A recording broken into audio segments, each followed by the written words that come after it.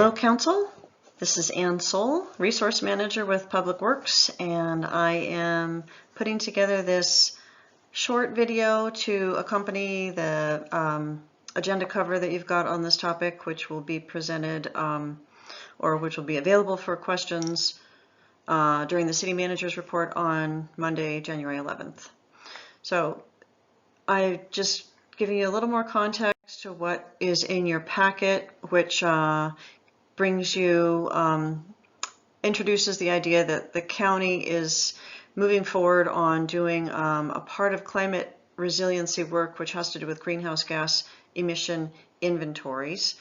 And we have a resolution 2012-11 for reducing greenhouse gas emissions, and it was part of the topic covered last October when I did a presentation on our city's annual status of our sustainability and resiliency. So, you know, cities, of course, are where a lot of greenhouse gas emissions happen between industry and tourism and normal operations and, you know, between residential and commercial operations. It's a leading producer of the emissions. So we went through the various sectors and what the city is doing in each. We also looked at a model approach for climate action planning and considered next steps, including what's highlighted here, establishing measurable objectives, goals, and target dates. And it's that measurable part that gets us to greenhouse gas inventories. So a quick review, the main greenhouse gases are shown here, and without them, our planet would be an icy wasteland. Just the right mix, and we have life as we know it.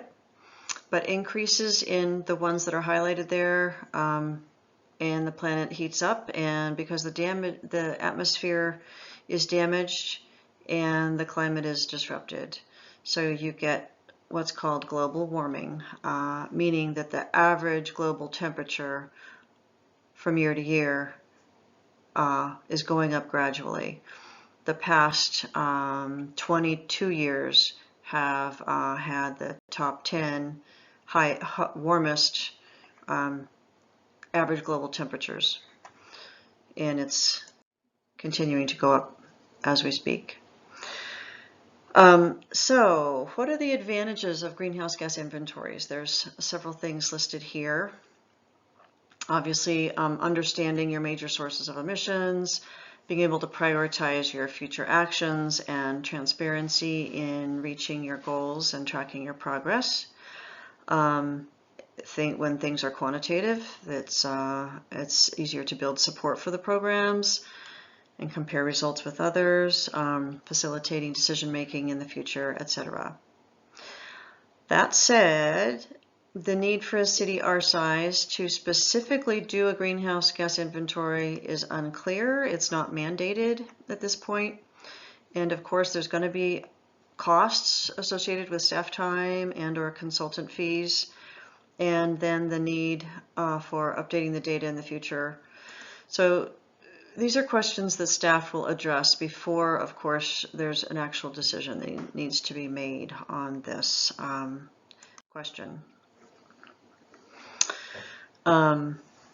So far, as mentioned in October and in your packet, the staff approach has been the low-hanging fruit approach, addressing in our CIP and comp plan and other plans the projects that we have control over in the arenas that, or the sectors that have the biggest impact. You can see here that wastewater treatment typically results in a very large proportion of emissions for a city.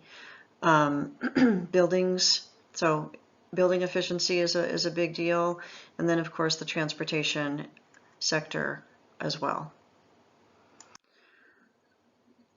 To wrap up, I just wanted to show you some resources, in particular the North Olympic Development Council, the NODC, has been a leader on this in the past. In 2015, they were managing the project that resulted in this climate preparedness plan for the North Olympic Peninsula. That's something that the city has drawn from to establish what are some things that we can do. And the NODC got a grant last year that is going to assist starting this year a subset of the jurisdictions on the peninsula. Exactly which ones haven't been decided yet, but we can pay attention to that decision-making process. They haven't done the RFP yet, but they will be soon, for a consultant that will assist some jurisdictions with climate action planning, and then some governmental resources as well. So to wrap up, I'll be available for questions on Monday, and to repeat, there's no decision requested at this time, but thanks for watching, and I'll see you Monday.